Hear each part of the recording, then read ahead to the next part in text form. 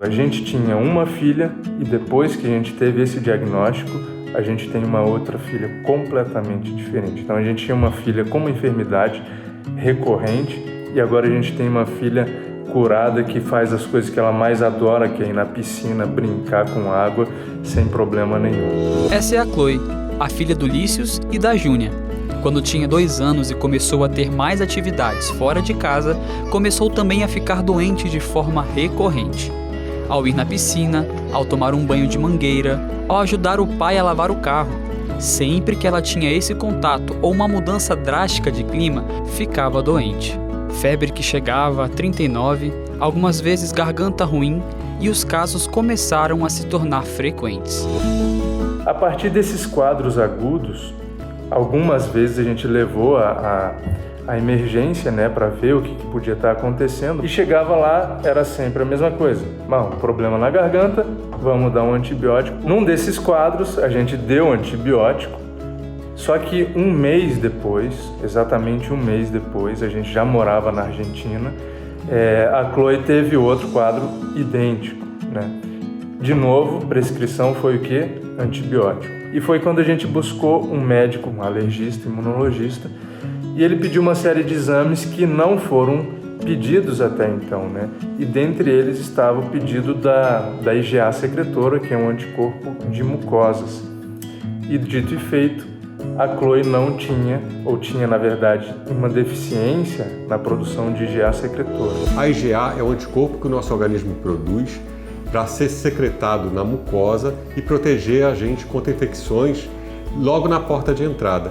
A IgA é produzida pelos linfócitos e é acoplada a uma proteína que permite ela sobreviver na nossa mucosa sem ser degradada e nos proteger como se fosse a primeira linha de defesa do nosso organismo contra os germes e bactérias.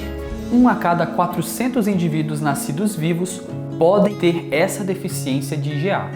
Embora esta seja a imunodeficiência mais comum, muitas pessoas passam a vida inteira sem saber que tem. Por isso, fique atento aos sinais.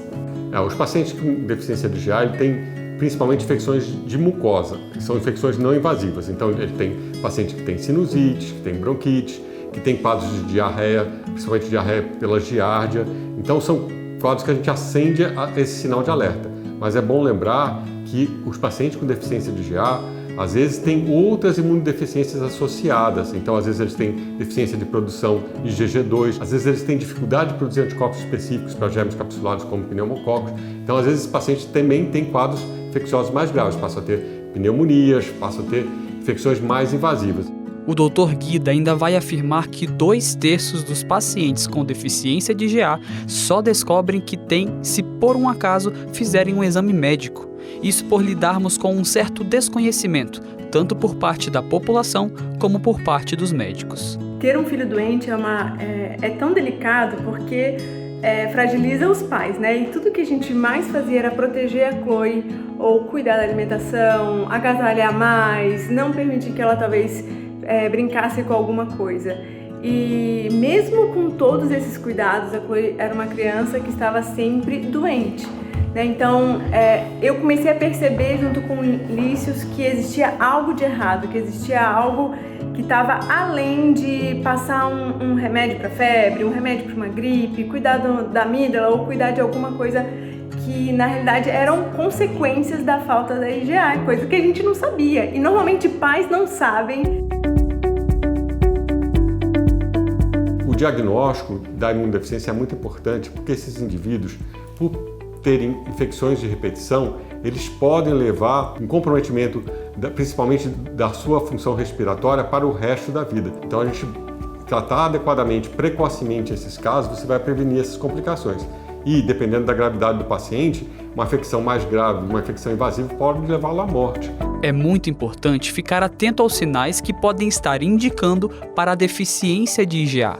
E assim que identificar, buscar o tratamento adequado. E aí a gente começou o tratamento, que era de uma vacina feita lá mesmo no hospital e é aplicada por injeção uma vez por semana. Mas foi muito repentino, ela vinha em quadros a cada mês ou mês e meio e assim que a gente começou o tratamento, ela parou de apresentar os quadros, sabe? E de lá para cá, já faz mais de um ano, ela não teve nenhum desses quadros novamente. Hoje a Chloe tem essas vacinas, hoje a gente já tá cuidando e graças a Deus, assim, a gente percebe uma criança muito mais ativa, alegre e que sim, normal tomar às vezes algo mais gelado ou normal você andar descalço e não ficar doente, normal ir à praia e não ficar doente, né, filha? Agora a gente sente que o corpo dela faz o equilíbrio normal de defesa para que tudo dê certo.